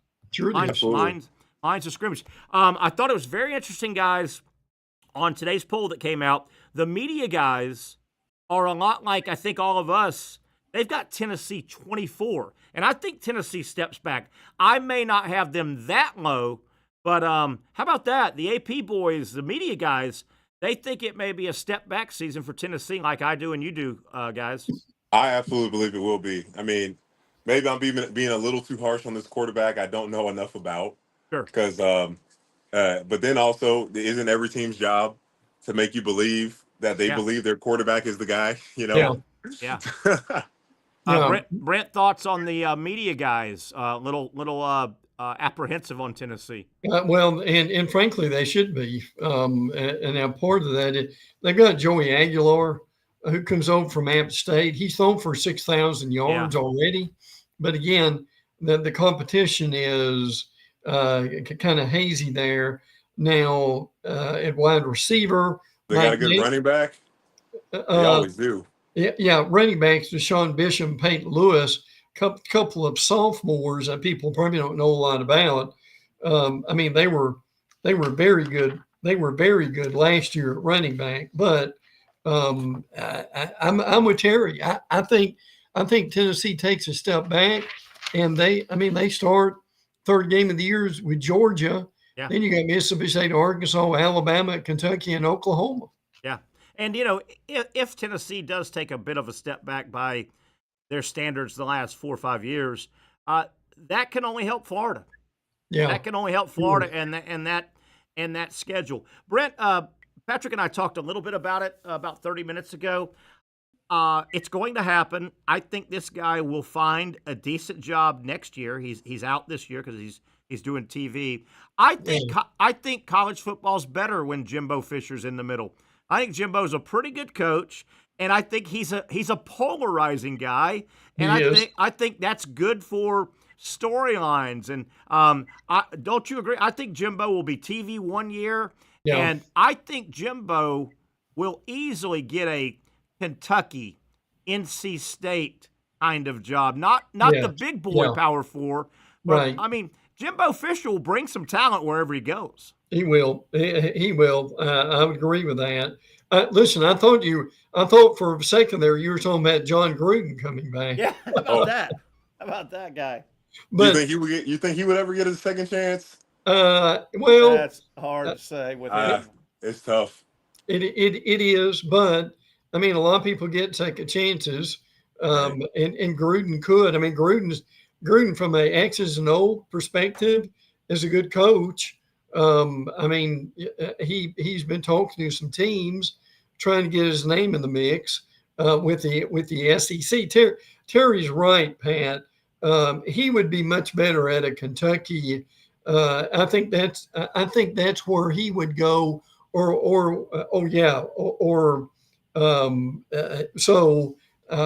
You've got two interesting coaches there trying to get back into it right now. I definitely think Jimbo can get back easy. I think Jimbo, and he's literally he and his agent have literally he's going to be on TV. But Jimbo, I don't know if you saw the article. I think it was in your notes. Yeah. Jimbo basically said, "Hey man, I'm a very healthy 60-year-old coach. I've got years left to coach. I want to do this." And I get it. He had the big buyout at A&M, and a little bit of Jimbo's problem at A&M was the era he came around the SEC West. Yeah. He came around. He had to wrestle LSU a little bit, and then Nick Saban at Alabama. I mean, that ain't the easiest era to walk into the SEC West, is it? Well, I do think, guys, too, that Jimbo's situation is going to be. I mean, does Jimbo really want to deal with NIL? Right. And does he want to deal with the issues that head coaches? And now, look, and I get this, and I understand it. Jimbo just wants to be a ball coach, and that's all Jimbo wants to do. Does Jimbo really want to get into? And maybe he is a big enough name where he doesn't have to. Yeah. But does he really want to get into the issues coaches are facing today? But, at what point do we finally quit saying, does so-and-so really want to get mixed up in the NIL? Well, the NIL means your players are professionals and they're getting paid, which means that's the NFL. So what are your options? Well, I agree. That's an honest to goodness point. Sure, it is. I think college football, Jimbo, he's got a short shelf life, but just because of his personality, I think gives him. You know what I mean by that, Pat and Brent? He's one of those guys that 5 years into his stay, I think the doorman's a little tired of him. I think his own secretary is a little tired of him. I think the cafeteria manager that he sees a lot is tired. And I don't mean he's an ass as much as he's 100 miles an hour. He can get. I think Jimbo can wear Jimbo out sometimes. Yeah. You know what I mean? You know another era it would have been really tough for him to be born into. You just made me think of this. I'm curious if you guys agree. Could he have survived in the Steve Spurrier era? Interesting. as the head guy. Interesting. Similar personalities. A little bit. Yeah. A little bit. Yeah. And you know the head ball coach. I love the head ball coach. He's got a quirkiness about him. I mean, if the head ball coach was your next door neighbor, a good guy, and he'd say hi, and you'd have a natty light with him, but you'd go, a little different guy. He's a little different. Yeah. But Jimbo can get on you. He's one of those 5-year guys, I think. He can get on you in 5 years. Well, the difference is Spurrier won. Exactly. He won convincingly. Yeah. And look, Jimbo will give you an 8-4, maybe a 9-3 from time, and then we're not ignoring Jimbo winning the national title. championship. Yeah, but you're right. You're dead right. He'd go 7-5, 8-4. Yeah. And the head ball coach didn't do that at Florida. No, he did not. Head ball coach was 10-2, and they thought the sky was falling down. Hey, for real? Really? Oh yeah. Definitely. Brent, I know you've got some more notes. We got about 5 minutes left. Some things that you want to hit, but we can go over that AP poll again. You know, it's funny. The AP the polls in college football really don't matter anymore. But I know when they were used a lot. Do you realize how valuable the polls in college football were? Think about the 20s and the 30s, 40s, 50s, 60s, 70s, 80s, even the 90s. Do you know how much free publicity the game of college football got? Because when those polls were released every week in the 50s and the 60s and the 70s, guess what? Every single local sports broadcast had on that. And guess what? Every local newspaper had on that Tuesday. They had the poll, they did. And they talked about that poll got so much free publicity for college football. It's not needed now, but you know what I mean, Brent. Oh, yeah. Well, and I mean, they need it now probably more as a conversation starter than they do anything else. Now, I can see the day where they don't use the polls much at all, but until they come up with another way of doing it, right. That's just kind of where we are. And they're antiquated. Obviously, the committee, they don't necessarily need the poll to guide them.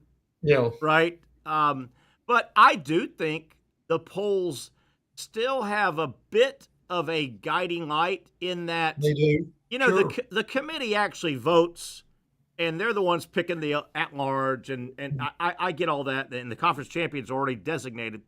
But I do think that if Brent Beaird was on the committee and Brent Beaird all season saw, let me go back to the poll real quick if I can find it. If Brent Beaird saw South Carolina in and around 13, 10, 11, 12, 13, and it got to the point where Brent Beaird was having to cast his final at-large vote, I think by seeing South Carolina in there all year in the AP poll or the coaches poll, I think that may sway you a little bit. Well, I got one left. Let me put South Carolina in there. Yeah. Well, and what's going to get interesting is, now obviously we have 12 again this year, but are we going to 16? And if we are, now to me, the 16 covers a multitude of sins. Sure it does. Because you've got 13, 14, 15. How far would you go, guys? 4, maybe, something like that. Well, okay, if you went to 16, you're still dealing with 17 through 20 that have a shot. Yeah, and it keeps a lot of people engaged, a lot of programs engaged. You know, in Pat's sport, obviously basketball, there are so many bids. You know, it's 35 at-large bids, you know, and 30 whatever, you know, qualified bid. You win your way in, but you never get to March Madness and go, you know what, the champion didn't get in. Yeah, right. The champion, right. And that's the good thing about when it goes to 16. I don't think there'll be many chances where the end of the football season you go, well, damn. You know what? North Carolina State, I know they were 19th in the country, 18th. They should have got in because they were the best team. They would have won it. Right. That's Yeah. never going to happen when you Right. get to 16. No, it doesn't. But it's a lot of fun. And look, Yeah. I mean, the reality is, if you're going to 16, I don't think anybody can say that everybody wasn't given a shot. It wasn't fair. I'm with you. And guys, we got about a minute left. I tend to bring this up a lot. There's one group that loves the poll, and as a matter of fact, this group was instrumental 25 years ago. The college football poll used to be the top 20, Pat. For years, Yes. it was top 20, Yes. top 20, top 20, top 20. And about 25 years ago, 30 years ago, it went top 25, and none of us knew why. Let me tell you who it benefits.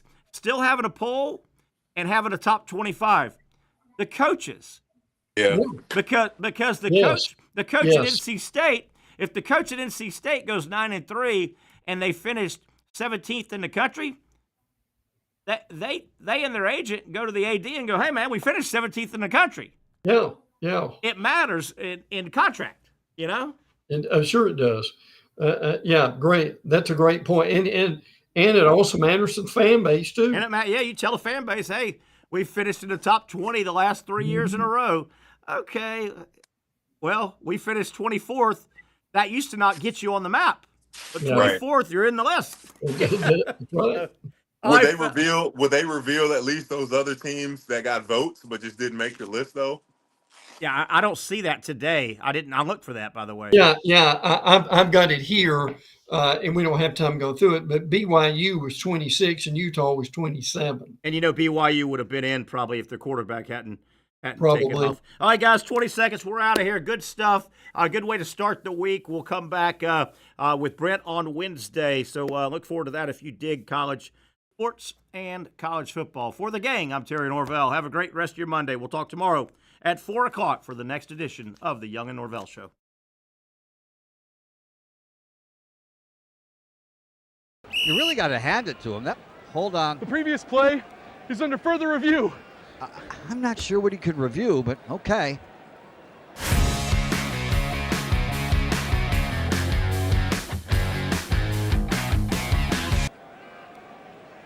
Sure has been a while. Dine in at Hurricane Grill and Wings for the football season. Well, there he is. Oh, what is that? At Southeast Orthopedic Specialists, we know pain and injuries can stop you from doing what you love. This is why our board-certified orthopedic specialists offer the latest in both non-surgical and surgical treatment options and create a treatment plan tailored to your unique lifestyle and goals.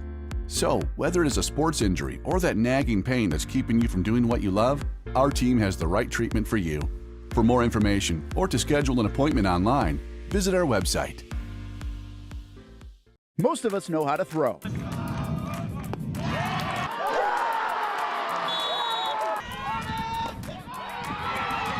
But you need to know what to throw. I'm not talking about footballs, baseballs, softballs. We're talking about those items you need to recycle. Republic Services explains it easy. Recycling simplified. 1. Know what to throw. When in doubt, throw it out. 2. Empty, clean, and dry those materials. It takes an extra minute, but it makes a big difference. And 3. Don't bag it. This makes the recycling process faster and more efficient. This is a look at the Republic Services North Florida Recycling Center. You can make this process even more efficient. By utilizing those 3 steps, Republic Services can help you become a better recycler in your home. Learn more at recyclingsimplified.com. Finally, a family atmosphere, kid-friendly restaurant with a real sports bar feel. Bricks Jack's Beach features all of that and a large, climate-controlled covered patio with misting fans and heaters for all seasons. Mix in an extremely diverse menu that features the most quality and affordable steak at the beach, and there's no reason not to enjoy your next lunch, dinner, happy hour, or big sporting event at Bricks Jack's Beach, 300 2nd Street North in Jacksonville Beach. See you at Bricks Jack's Beach. Baker's Sports. It's a hometown business filled with hometown people trying to make you feel right at home. Chris Conley, Jacksonville University. Walker Wright, class of 2018, West Nassau High School. Michael Young, Fletcher High School. Baker Sports started in a grassroots way and now outfits much of the Southeast. Will Olive, Mandarin High School. Go Stangs. High school sports, travel sports, youth sports of all kinds. They are a one-stop shop carrying Nike, Adidas, Under Armour brands, and more. Vincent Caldes, Oak Leaf High School. Tony Mazzio, Sandwood High School, class of 2002. Samuel Coffrin, Paxton School for Advanced Studies. Whether it's sports teams on the field or it's your team in the workplace, like our Action Sports Jacks team, and community events like the Dream 18 Golf Tournament, and many others. Cole Tilley, Hilliard High School. Reagan Webb, Eagles View Academy. Look good, feel good, play good with Baker Sports. Custom sports apparel since 1997. Shop with the hometown team at bakersport.com. The rhythm of my heart is beating like a drum, with we are more rolling off our tongues. Never will we roam, for we know our place is down. Where the ocean meets the skies, we be sailing. Where the ocean meets the skies, we be